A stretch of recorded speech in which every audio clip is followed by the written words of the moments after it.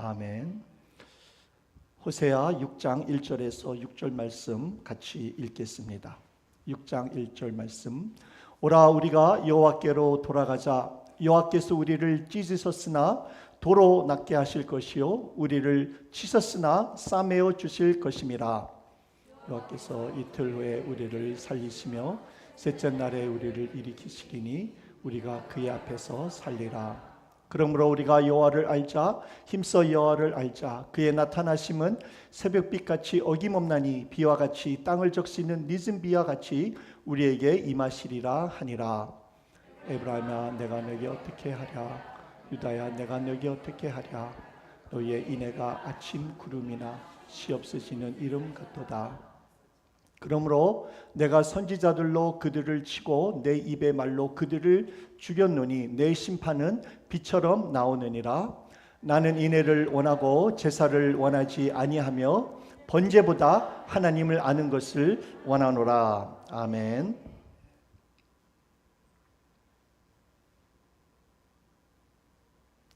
제가 필그림교회 담임으로 온 지 이제 딱 1년이 지났습니다. 1년 동안 같이 지내오시면서 저의 설교를 들으시면서 그리고 제가 어떤 사람이라든지 신앙생활 하는 데 있어서 무엇을 중요시 여기시는지 성도님들은 아마 대충 알으셨을 것입니다. 특히 기도회 모임을 통해서 새벽 예배, 목요일 기도 모임, 또 특별 금요 기도 모임, 그리고 성경 공부를 같이 하면서 우리 성도님들께서는 저에 대해서 좀 더 자세히 알 것 같습니다. 그렇죠? 잘 아시다시피 제가 담임 목사로서 강조하는 것이 무엇입니까?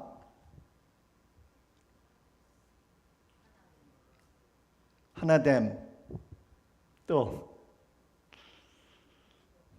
기도, 말씀, 사랑, 맞습니다. 잘 아시다시피 저가 담임 목사로서 우리 성도님들에게 그동안 1년 동안 강조한 것이 있다면 말씀과 사랑과 기도입니다. 전번 주에도 하나님의 사랑과 우리 성도님들끼리 서로 사랑해야 될 것을 말씀을 드렸죠. 신앙생활 하는 데 있어서 이것이 제일 베이직하면서도 이것보다 더 중요한 것이 없다고 저는 믿습니다. 그래서 제가 이 교회의 담임으로 선임되기 전 5번 동안 설교를 했었을 때에 말씀에 관해서, 사랑에 관해서, 기도에 관해서 말씀드리면서 좋은 MSG 교회가 되자, 좋은 MSG 성도가 되자고 강조했습니다. 그래서 교회 미션 스테이트먼트도 이렇게 지은 것을 우리 성도님들이 다 아실 겁니다. 하나님의 백성들을 말씀과 사랑과 기도로서 서로 잘 섬기다가 하나님 앞에서 우리 모두 다 쓸 때 잘하였도다 착하고 충성된 종아라고 칭찬받는 것이라고 제가 만들었습니다. 물론 성도님들도 다 그렇게 믿으시겠지만 저는 신앙생활이나 구원받는 것에 관에 대해서 너무 시리어스하게 생각하는 경향이 있는 것 같습니다. 그래서 많은 경우에는 너무나 시리어스하게 또는 무거운 설교라고 또는 많이 책망하는 설교를 했는 것 같습니다. 그리고 어떻게 보면 저의 성격이 좀 멜랑콜릭한 것이 없지 않아 있습니다. 그래서 어떤 성도님들은 우리 교회 나이가 많으신 분들이 좀 많으시니까 좀 희망적이고 소망적인 설교를 하는 것이 좋지 않겠는가라고 말씀하신 분들도 계셨습니다. 그리고 2, 3주 전에 제가 설교를 했을 때 어떤 성도님이 저에게 이렇게 말씀하셨습니다. 오늘은 좀 책망하는 설교보다 위로가 되는 설교라서 더 좋았다고 말씀해 주셔서 저도 감사했습니다. 제가 감사하게 생각했던 이유는 제가 가끔 고민하는 것인데 제가 전하는 설교 내용이 너무 좁지 않은가, too narrow하지 않은가 하는 것입니다. 저의 믿음과 확신과 신앙생활하는 방법, 목회 철학만을 너무나 강조하는 것이 아닌가 하는 생각을 종종 하게 됩니다. 모두 다 나름대로 우리 성도님들께서 신앙생활 잘 하신다고 생각하시는 것 같은데 제가 너무나 걱정하는 것이 아닌지, 높아심이 많은지 아닌 건지 그렇지 않습니까?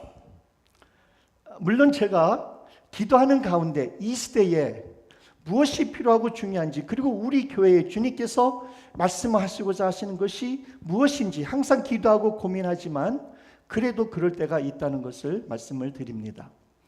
아니, 오늘 목사님께서 무슨 말씀하시려고 이런 말씀을 하시는가 생각하시는 분이겠지만, 제가 이런 말씀 드리는 이유는 저도 앞으로는 좀 더, 물론 진리의 하나님의 말씀과 타협하지 않는 선에서 절대로 그런 일은 없겠지만 희망적이면서도 위로가 되는 설교를 하고 싶다는 말씀입니다. 아멘. 아멘 하셔서 감사합니다. 그런 뜻에서 오늘 말씀이 우리 성도님들에게 희망과 위로가 넘치기를 바랍니다. 오늘 이 목사님의 이런 수준이 위로와 희망이 되는 설교 내용이구나 라고 아마 생각하게 되실지 모르겠습니다. 자, 오늘 말씀을 보게 되면 북이스라엘이 아수리아 왕국으로부터 멸망되기 전에 마지막으로 하락했던 선지자가 바로 호세아 선지자였습니다. 그 당시 이스라엘 나라는 참 부강했습니다. 경제나 정치도 안정했고 전쟁도 없고 백성들도 잘 먹고 잘 살았습니다. 아주 살기 좋은 때였습니다. 그러나 이스라엘 백성들은 하나님으로부터 받은 이 모든 복을 바알에게부터 받았다고 생각하고 바알 우상을 섬겼습니다. 그래서 호세아서 2장 8절에 보게 되면 곡식과 새 포도주와 기름은 내가 그들에게 준 것이요 그들이 바울을 위하여 쓴 은과 금도 내가 그에게 더하여 준 것이거늘 그가 알지 못하도다. 4장 7절에도 보게 되면 그들은 번성할수록 내게 범죄하니 내가 그들의 영화를 변하여 욕이 되게 하리라. 13장 6절에도 보게 되면 그들이 먹여준 대로 배가 불렀고 배가 부르니 그들의 마음이 교만하여 이로 말미암아 나를 잊었느니라. 하나님의 복과 은혜를 받으면 받을수록 우리가 하나님 앞에 더 감사하고 하나님 앞에 나아가고 하나님 앞에 더 영광을 돌려야 되는데 그의 반대로 하나님을 배신하고 하나님께 반역하고 우상을 섬기는 것이었습니다. 이것이 바로 이스라엘 백성들의 모습이었습니다. 더 나아가서 이것이 우리 자신들의 모습입니다. 사람들은 엄들고 어렵고 힘들 때, 배고프고 아플 때 하나님을 찾고 기도하고 살려달라고 간구합니다. 그러다가 그 모든 문제가 다 해결되면 언제 그리 있었느냐고, 언제 그런 일이 있었느냐고 하나님을 멀리합니다. 그리고 교회를 떠나는 사람들도 종종 있습니다. 배부르고 등 따뜻하면 교만해져서 하나님을 찾지 않습니다. 하나님을 잊어버립니다. 그리고 물질을 의지하고 자기 자신을 믿는 이러한 우상 숭배하는 행동을 하게 되는 것입니다. 이런 행동을 하는 사람들을 보면서 예를 들어 이런 것입니다. 예를 들어서 남편이 사랑하는 아내에게 진주 목걸이를 아내에게 생일 선물로 주었습니다. 그런데 그 아내는 그 진주 목걸이를 팔아서 그가 남편 모르게 바람 피우는 남자에게 더 좋은 선물, 아니면 그 남자가 받고 싶어하는 선물을 주는 것과 똑같습니다. 나중에 남편이 이 사실을 알았을 때 그 남편의 마음이 어떻겠습니까?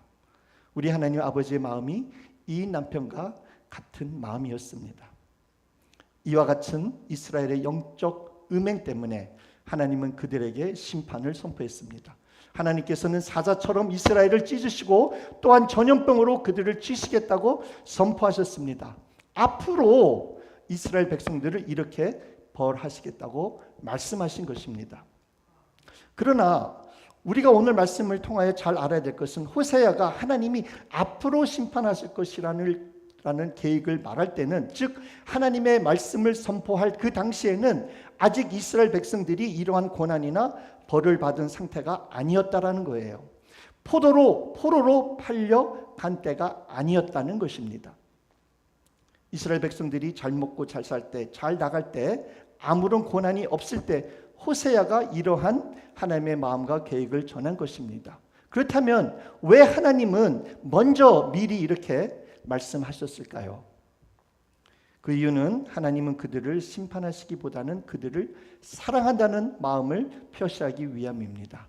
그들이 하나님의 마음을 깨닫는 지혜로운 자들이 되어 정말 심판이 오기 전에 하나님 아버지 앞으로 돌아가기를 바라시는 것입니다.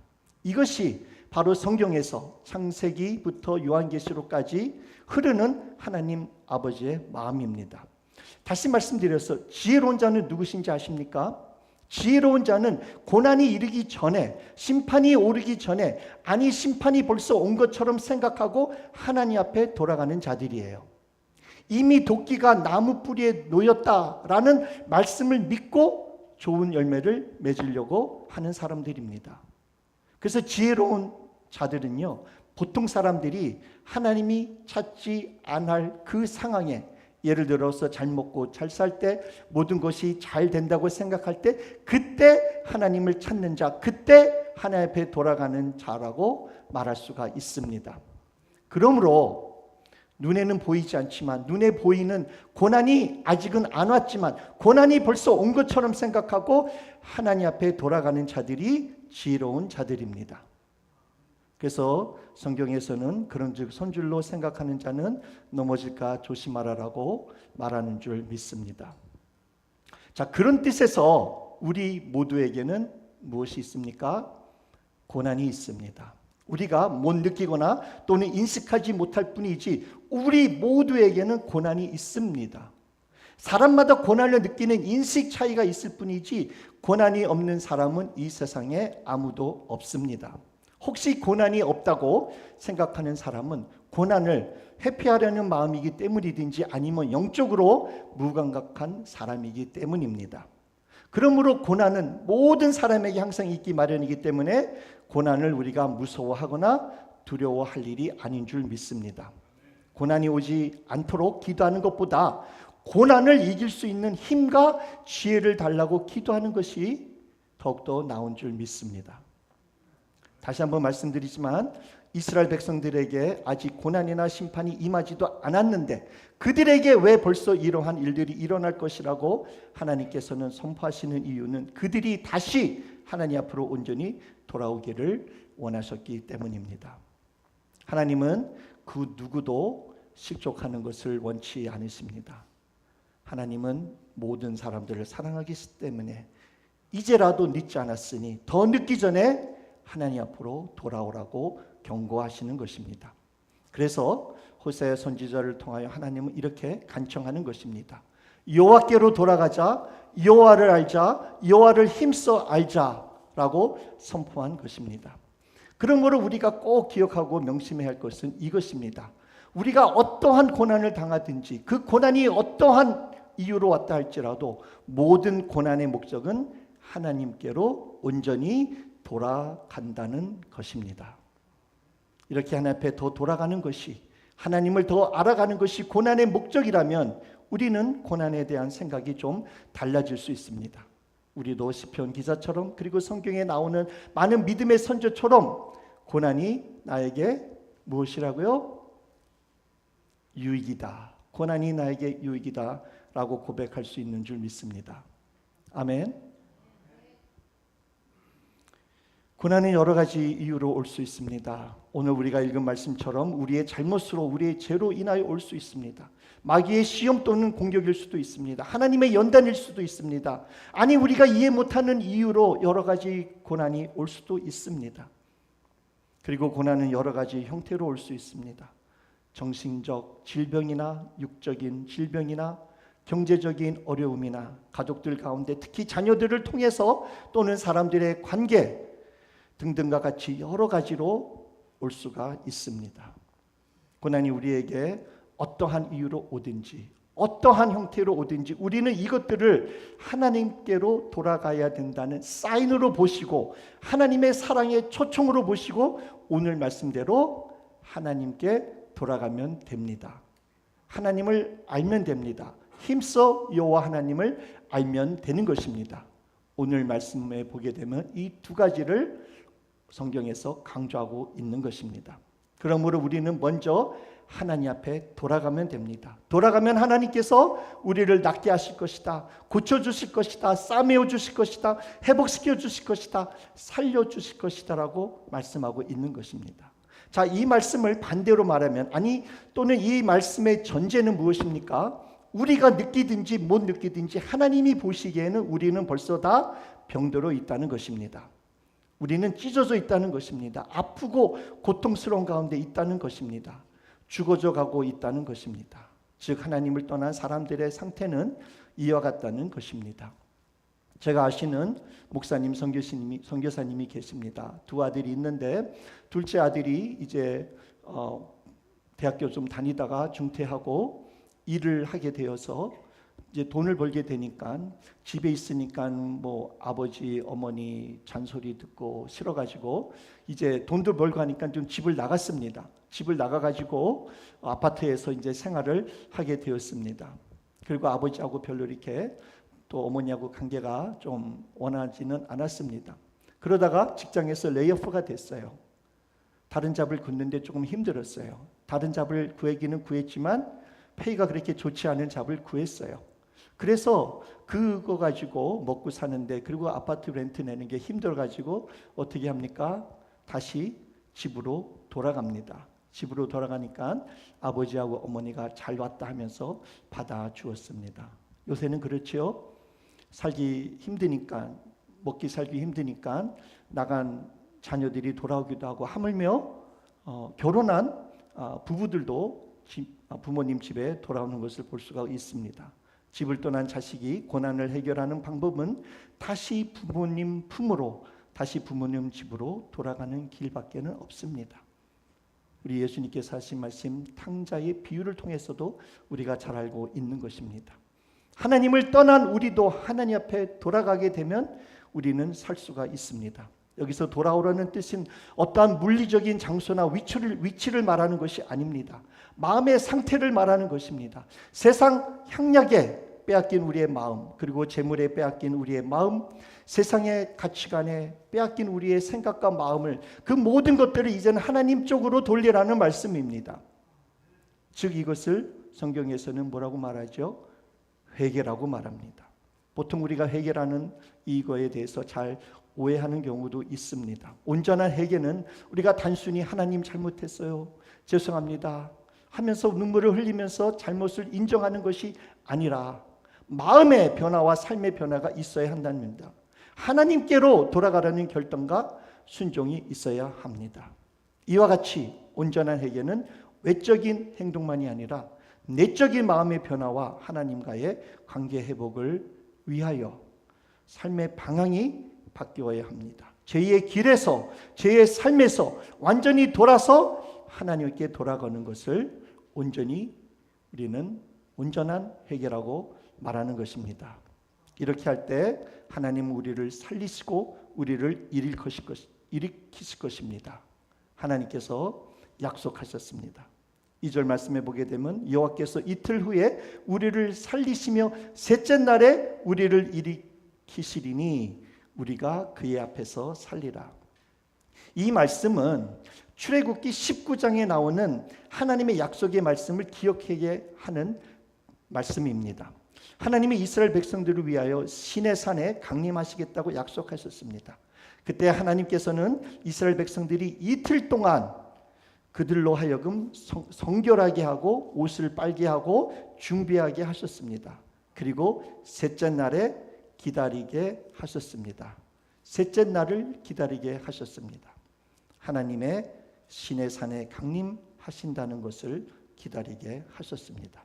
다시 말씀드려서 우리가 우리 자신을 우리 죄에서부터 깨끗하게 하고 회개하고 하나님을 기다리면 하나님께서 우리 가운데 나타나 주신다는 하나님의 약속입니다. 우리를 일으키시겠다, 우리를 살려주시겠다 약속하시는 것입니다. 하나님께서 무덤에 이틀 동안 계셨던 그의 아들 예수 그리스도를 셋째 날에 일으키셨던 것처럼, 다시 살리신 것처럼 하나님의 약속을 지키시는 분이십니다. 그리고 두 번째로 우리는 여호와 하나님을 알되 힘써 알아야 합니다. 하나님에 대하여 지식적으로 아는 것이 아니라 인격적 관계와 경험을 통해 깊이 깨닫는 것을 말하는 것입니다. 그래서 성경에서 이 안다라고 말할 때는 항상 경험으로, 체험으로, 몸으로, 마음으로, 영으로 하는 것을 말하는 것입니다. 삶 속에서 안다는 뜻이에요. 저는 탁구를 참 좋아합니다. 오늘 우리 교회를 방문하신 분이 탁구 선수 중에 선수시기 때문에 오늘 좀 탁구에 대해서 잠깐 말씀을 드리겠습니다. 그동안 제가 시간이 없어서 탁구를 잘 치지 못했습니다. 저는 탁구를 이렇게 프로페셔널하게 배운 것은 아니고 어렸을 때부터 교회 다니면서 그냥 교회에서 탁구 친 거예요. 그래도 어느 정도 잘 칩니다. 근데 제가 그동안 바빠가지고 탁구를 칠 수가 없었어요. 그러나 이제 3주 전부터 제가 일주일에 한 번 수요일날 오후 늦게 제가 풀류튼에 있는 탁구장에 가서 탁구를 칩니다. 그래서 옛날에는 제가 우리 아시는 분들에게 제가 탁구를 좋아하니까, 그리고 정말 탁구가 좋은 운동이니까 탁구 치러 가자고 이제 권면할 때가 있습니다. 근데 이제 많은 사람들이 말하기를 탁구가 뭐가 이렇게 재밌냐, 그냥 안 가겠다고 이제 그렇게 말을 합니다. 그러면서 제가 이제 생각이 드는 것은 저분들이 정말 탁구를 알면 이런 말은 하지 않을 텐데 하는 생각이 듭니다. 제가 알고 있는 탁구 지식과 우리 탁구 선수 중에 선수이신 우리 성도님이 아시는 지식하고는 아마 많이 좀 다를 겁니다. 그러나 제가 생각하기에 이 골프에 비해서 적은 돈으로 짧은 시간에 땀 많이 흘리고 스트레스 해소하고 다리의 힘을 키우는데 탁구처럼 재미있는 운동은 없다고 생각합니다. 혹시 그렇게 생각하시는 분도 계십니까? 예, 탁구 좋아하십니까? 탁구를 같이 치자고 할 때 순종하고 같이 탁구 치면 탁구의 맛을 알게 됩니다. 탁구를 치면 칠수록 탁구가 정말 재밌구나, 좋구나라는 것을 알게 된다는 말씀입니다. 그와 같이 우리가 하나님 앞에 순종하면 하나님이 어떤 분이시라는 것을 알게 됩니다. 예수님께서 어느 날 제자들에게 찾아왔습니다. 베드로가 밤새도록 고기를 잡지 못했습니다. 지친 베드로에게 찾아오셔서 깊은 곳에 가서 그물을 던지라고 말씀하셨습니다. 고기 잡는 데 있어서는 누구보다도 잘 아는 이 베드로는 예수님의 명령이 이해가 되지 않았습니다. 하지만 그는 순종했고 순종했을 때 아주 많은 물고기를 잡을 수가 있었습니다. 베드로는 순종으로 말미암아 예수님이 어떤 분이시라는 것을 알게 되었던 것입니다. 예수님에 대해서 알게 되었을 때 그가 고백한 말이 무엇이죠? 나는 죄인입니다. 나를 떠나소서라고 이렇게 고백한 것입니다. 우리도 하나님의 말씀에 순종하면 하나님은 은혜와 자비와 긍휼을 베푸시는 헤세드의 하나님, 여기서 말하는 인애의 하나님이라는 것을 알게 될 것입니다. 우리도 하나님의 말씀에 순종하면 우리에게 구원과 기적을 베푸시는 능력의 하나님이시라는 것을 우리가 알게 될 것입니다. 우리도 하나님의 말씀에 순종하면 우리에게 치유와 회복을 베푸시는 참 좋으신 하나님이시라는 것을 알게 될 것입니다. 그러므로 하나님께서는 이렇게 말씀하셨죠. 순종이 제사보다 낫고 듣는 것이 순양의 기름보다 낫다라고 하신 것입니다. 진정 하나님의 말씀에 순종하는 자가 하나님을 알아가게 되는 것입니다. 하나님이 약속하셨습니다. 3절 말씀 우리 한번 같이 읽어볼까요? 3절 말씀 그러므로 우리가 여호와를 알자 힘써 여호와를 알자 그의 나타나심은 새벽빛같이 어김없나니 비와 같이 땅을 적시는 늦은 비와 같이 우리에게 임하시리라 하니라. 사랑하는 성도님, 아무리 어두운 밤이라 할지라도 어두운 밤이 너무 길어서 지나갈 것 같지 않다, 새벽이 올 것 같지 않다 라고 느껴질지라도 새벽빛은 어김없이 나타납니다. 그와 마찬가지로 하나님은 성도님에게 나타나실 것입니다. 그리고 늦은 비와 같이 성도님에게 임하실 것이라고 약속하셨습니다. 신명기 11장에 보게 되면 여호와 하나님께서 이스라엘 땅에 이른 비와 늦은 비를 적당한 때에 내리소서 곡식과 포도주와 기름을 얻을 것이라는 말씀이 나옵니다. 그 팔레스타인 지역에는 비 시즌이 두 개가 있습니다. 여름에는 전혀 비가 안 오고 초가을에 비가 내리고 또한 봄에 비가 내립니다.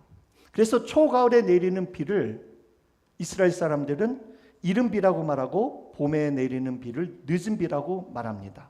그래서 그들은 한국과 반대로 이른비가 내리는 초가을에 농사를 짓습니다. 땅을 경작하고 씨를 뿌립니다. 그리고 늦은 비가 내리는 봄에 곡식이 알차게 여무는 그때에 추수합니다. 그래서 이른 비는 씨 뿌리는 것과 연관이 있다면 늦은 비는 추수와 연관이 있는 것입니다. 그러므로 하나님께서 비와 같이 땅을 적시는 늦은 비와 같이 우리에게 임하시리라 라는 말씀은 고난 가운데 있는 하나님의 백성들에게 추수할 수 있는 기쁨을 주시겠다는 말씀입니다. 고통과 고난 가운데 있을지라도 여호와 하나님에게 돌아가는 자들에게, 여호와를 힘써 알려고 하는 자들에게 새벽빛같이 어김없이 땅을 적시는 늦은 비와 같이 우리에게 임하신다는 말씀입니다. 그러므로 우리는 여호와 하나님 앞에 돌아가기만 하면 됩니다. 그러면 하나님께서는 우리를 치유하실 것이고 감싸 주실 것이고 안아 주실 것이고 우리에게 구원과 기적을 보여주실 것입니다.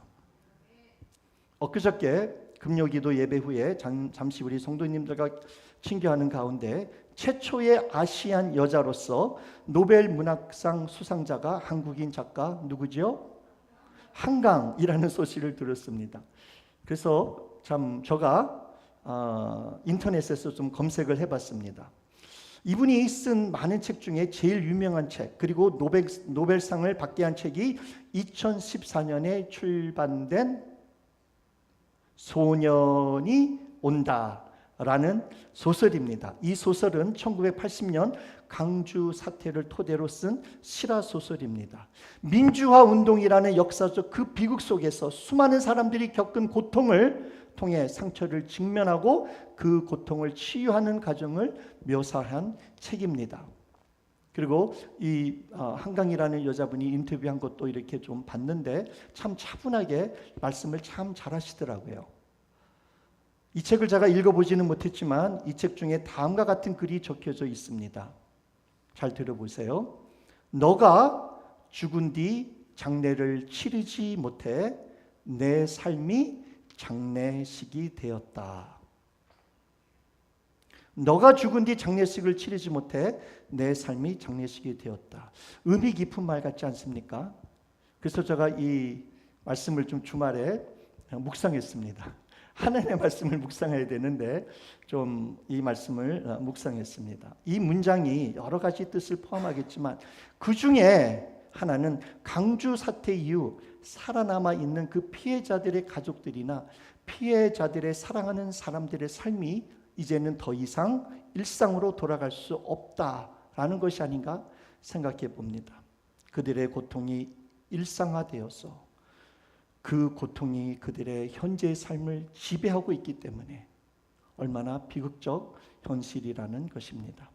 이러한 고통 가운데 있는 사람들일지라도 여호와 하나님 앞에 돌아가면 우리의 눈물을 닦아주시고 상한 마음을 치료해 주시고 낫게 하시고 회복시켜 주시고 죽은 영혼을 다시 살려주실 줄 믿습니다.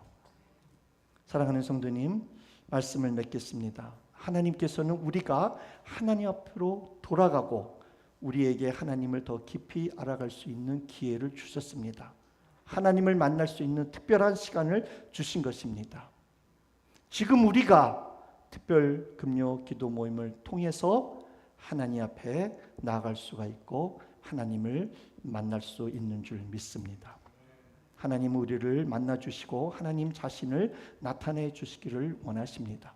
물론 하나님은 우리를 언제든지 어디서나 만나 주실 줄 믿습니다. 그러나 우리가 교회적으로 공동체적으로 특별히 모이는 기도 모임이기 때문에 특별히 하나님께서는 우리들에게 더 나타나 만나 주실 줄 믿습니다.